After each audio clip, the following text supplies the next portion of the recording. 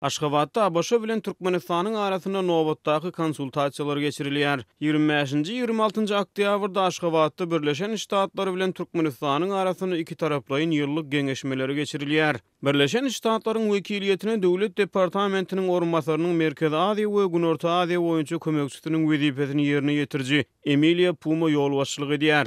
İki ýurdun wekilleriniň arasynda ýyllyk konsultasiýalar geçirmek tejribesi 2009-njy ýylda ýola goýuldy. Bu geňeşmeleriň dowamyny taraplar iki taraplaryň gatnaşyklary ösdürmek boýunça şeýle-de özara gyzyklanma bildirýän beýleki meseleleri ara alyp maslahatlaşýarlar. Eýsem nowatdaky konsultasiýalarda nämelere garaşmaly? Azatlyk radiosu bilen söhbetdeşlikde Merkezi Aziýa boýunça ekspert Bruce Panier Aşgabatda geçirilýän nowatdaky geňeşmelerden özüniň uly netijelere garaşmaýanlygyny aýtdy. I wouldn't expect a lot, certainly immediately.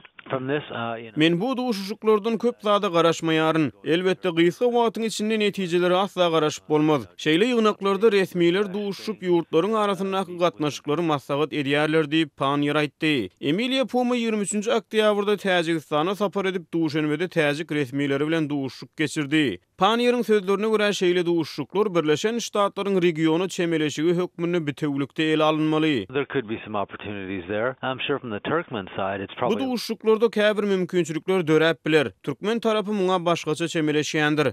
Olar köp sanly proýekt üçin daşary ýurtlardan hyzmatdaş gözleýär, daşary ýurtdan goldawçy gözleýär. Şol sebäpden aýratyna dünýädäki uly döwletleriň resmileri gelip görse, olar üçin ýagdaýlar göze ýakmyly bolup görünýär. in the future that we can't foresee right now. Mundan ozalky ýyllarda da Amerikalı resmiler Türkmen kärdeşleri bilen duşuşuklary geçirip, iki taraplaryň gatnaşyklary, regional meseleleri we beýlekleri şol sanly adam hukuklaryny ösdürmegi, Türkmenistanyň ykdysady we maliýe goýum şertlerini ösdürmegiň ugurlaryny maslahat edipdi.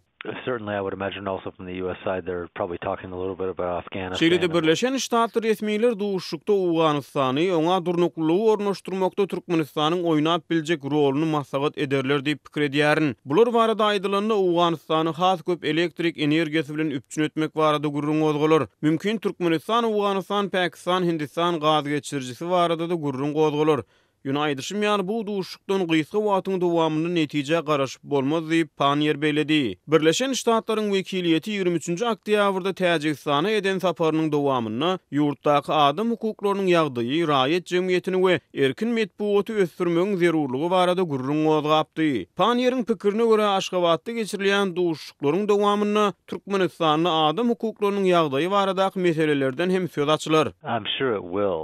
This is something that U.S. officials always raise when Men they anyk aýdyp bilerin bu meseleni gozgarlar. Birleşen Ştatlar resmiler Merkezi Aziýa ýurtlaryna edýän saparlarynyň ählisinde bu meseleni gozgaýarlar. Ýöne munyň ileri tutulýan ugurlardan biri hasaplanýanlygy ýa-da däldigi başga gurrunly Panier aýtdy. Aşgabatda 2018-nji ýylyň iýul aýynda Birleşen Ştatlaryň ilçihanasynyň täze binasynyň açylmagyna garaşlýar.